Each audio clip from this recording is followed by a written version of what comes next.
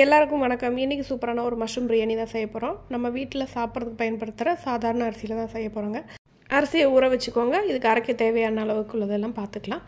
3 தக்காளி பழம், ஒரு 4-5 பச்சை மிளகா, 4 கிராம்பு, 2 ஏலக்காய், 3 பட்டை, பூண்டு ஒரு கைப்பிடி அளவுக்கு, ஒரு சின்ன துண்டு இஞ்சி. இது எல்லாத்தையும் நீங்கள் தனியாக ஒரு மிக்ஸி ஜாரில் போட்டு நல்லா பேஸ்ட்டாக அரைச்சி எடுத்துருங்க. பூண்டு தான் நிறைய இருக்கணுங்க, இஞ்சி ரொம்ப கம்மியான அளவு போட்டால் போதும்.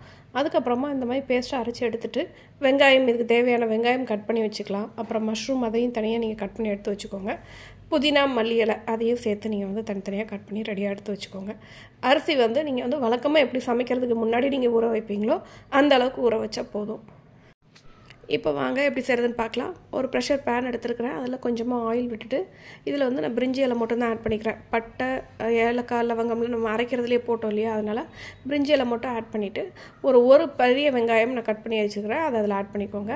அதுக்கப்புறமா அரைச்சி வச்சுருக்க பேஸ்ட்டை அதிலே அப்படியே ஆட் பண்ணிக்கோங்க. ஆட் பண்ணி அதையும் நல்லா மிக்ஸ் பண்ணி விட்ருங்க. மிக்ஸ் பண்ணிவிட்டு ஒரு ஸ்பூன் அளவுக்கு தயிர், கட்டி தயிர் இருந்துச்சுன்னா அதையும் கொஞ்சம் ஆட் பண்ணிக்கோங்க.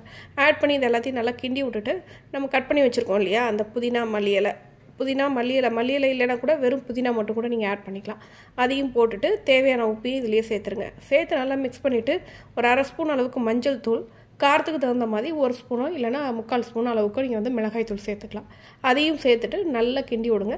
அந்த கிரேவி நல்ல டெக்ஸ்டருக்கு வந்ததுக்கு அப்புறமா நம்ம ஊற வச்சுருக்க அரிசியும் கட் பண்ணி வச்சுருக்கிற அந்த மஷ்ரூமையும் இதிலே சேர்த்துக்கலாம். நீங்கள் அரிசிக்கு முன்னாடி மஷ்ரூம் சேர்த்துட்டு அந்த மசாலாவில் கிண்டிட்டு கூட நீங்கள் அரிசி சேர்க்கலாம். ரெண்டையும் ஒட்டுக்காவே நாங்கள் சேர்த்துக்கிறோம். சேர்த்துட்டு அது நல்லா கிண்டி விட்ருங்க. கிண்டி விட்டுட்டு இதுக்கு தேவையான தண்ணி ஊற்றிடலாம். 1 டம்ளர் அரிசிக்கு 1.5 டம்ளருங்கிற அளவுக்கு நீங்கள் எடுத்திங்கன்னா உங்களுக்கு கரெக்டாக இருக்கும். ஆல்ரெடி நம்ம ஊற வச்சுருக்கோங்கிறதுனால உங்களுக்கு வழக்கமாக சாப்பாடு எவ்வளோ உதிரியாக வரும் உங்கள் அரிசிக்கு அப்படின்னா அந்த அளவுக்கு நீங்கள் தண்ணி எடுத்து ஊற்றிக்கலாம்.